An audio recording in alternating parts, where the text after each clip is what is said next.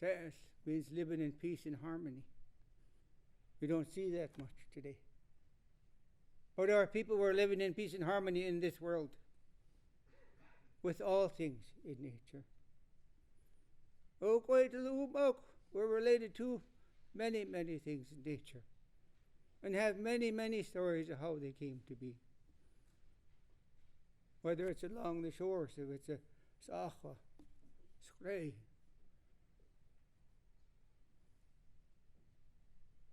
Slam, Etchach,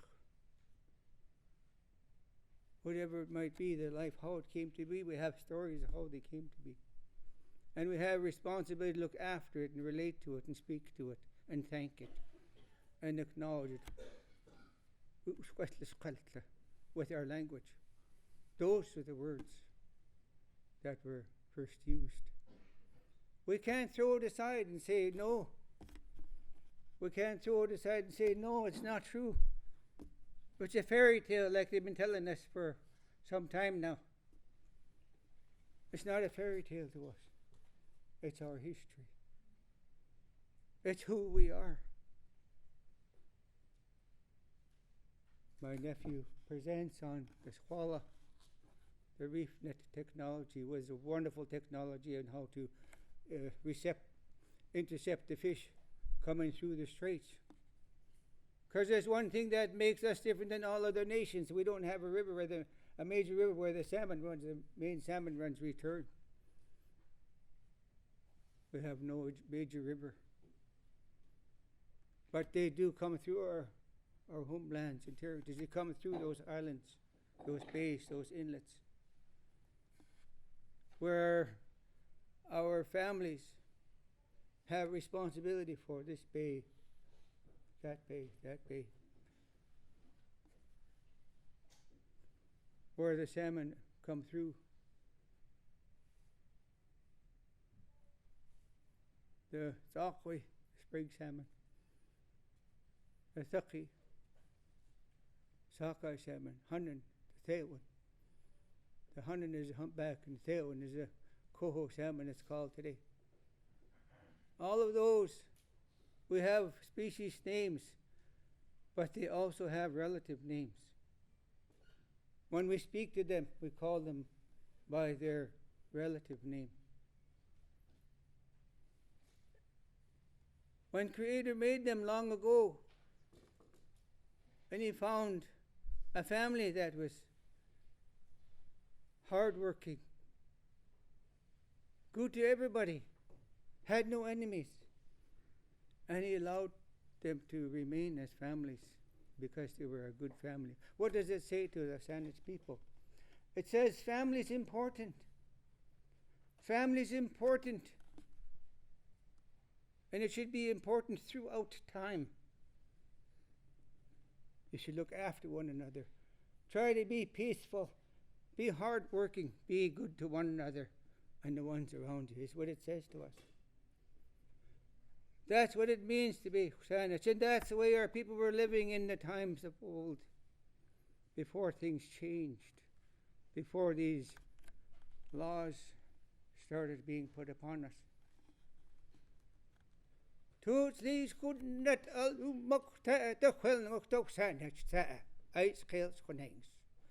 family still want to hold on to that, to be Saanich, because that makes us who we are. We can't change it. We can't say forget it. The minute we throw that aside, then we lose our identity as a nation of people. I totally understand what's going on with those chiefs up there, without and people. How can they throw that aside? The sacred responsibilities that they've been given to their homelands, their rivers, their streams, their relationship to the plants, the trees, the animals. They'll be no different than we are. They'll tell you stories and more stories and why they're standing so strong for that place. They have a responsibility to hold on to that was given by the Sacred One. Who Saanich Who not the? We are the Husanich. We are original. The word Husanich is 10,000 years old when the world flood happened before. When all of the lands were covered with water all around. And all those mountains I mentioned were submerged. When our people survived that world flood,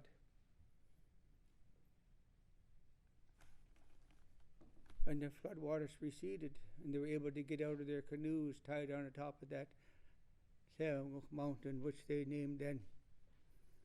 They got out and they named it Tlewanguk. This place will be called Tlewanguk, place of escape, place of refuge. And we will be called the Husanich, the people of the emerging land. And they untied that big rope from that cocoa-ilch, that arbutus tree that's grown on top of the mountain. It can grow nearly on a rock. And they thanked it. They thanked it for being the anchor for our people. And they said, we won't burn you in the fires no more, but we'll still use your medicine, your leaves, your bark. We'll still use your wood, but we won't burn you anymore. And they gathered, took the coil of rope and they piled it in a big pile. It's still there in the mountain. It's still there.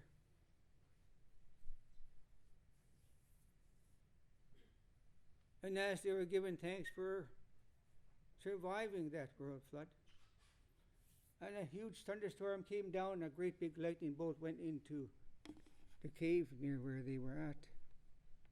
And along with that came some words through the elder there, the one that spoke and understood the messages. They said, this is the last time that you're going to be punished by water. The next time you're going to be punished by fire. If you don't follow those laws, those teachings, those ways, and those things that I have given you to live by. To look after Mother Earth. To look after the living things, the relatives, and all those things in nature, like a relative.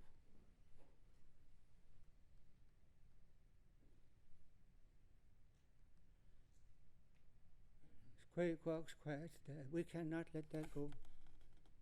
We cannot put it aside.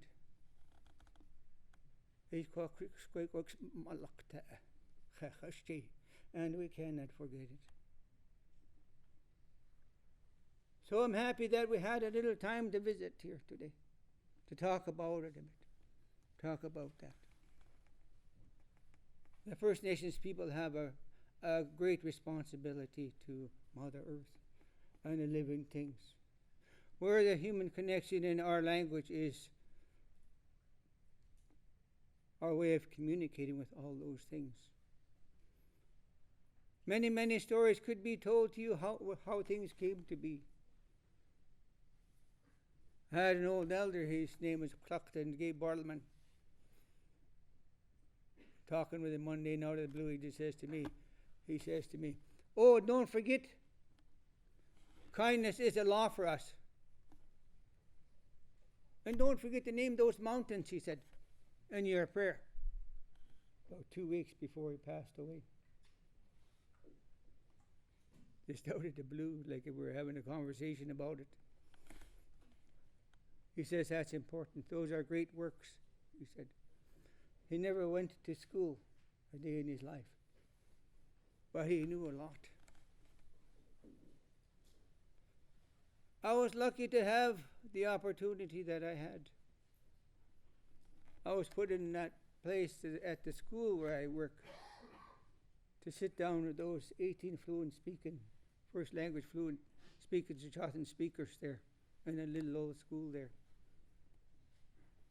And leader of the day, late Philip Paul, he told me, he says, these are your professors.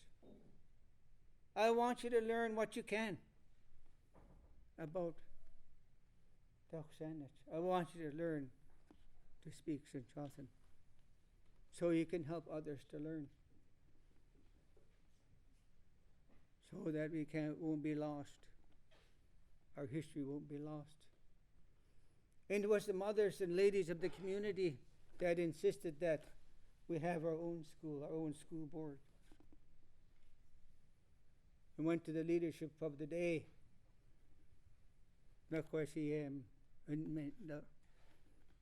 late Sammy Sam, Dr. Sammy Sam, he was one of the first leaders on the Sanatchindan School Board. And they made it their mission statement that the Sanchatan language should be protected and perpetuated in Sanachin in our school. And they took that sacred name from the mountain, Tleomuch, and put it on our school through our own sacred ways of doing things. They use a Shelmach society, sacred rattle society, which is the God-given right to bless things by. All those things still continue.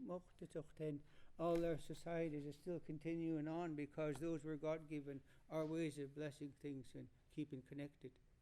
One to look after the sea, one to look after the land, one looks after the animal kingdom, and others that are so important to the continuation of this responsibility that we have been given. It was the spirit of the salmon. She came on land and took one of our girls to be his wife. And in return gave us this haul at the reef net fishery. That's how and why the Sanish became a good fisher people out there in the lands, the homelands of the Shannoch, the working people, the salmon, because it was given by the salmon themselves. We live in a different world today, but it's important that we look after these places. We have a responsibility.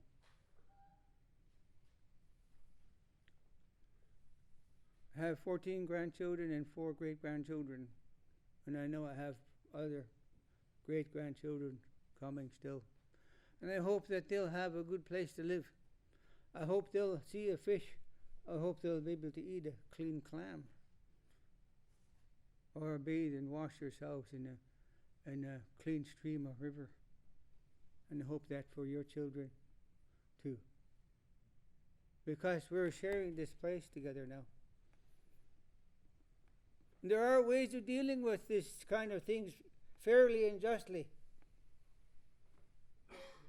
The truth has to be told, and then we can move forward onto true reconciliation once the truth is told. There's lots of hidden things yet.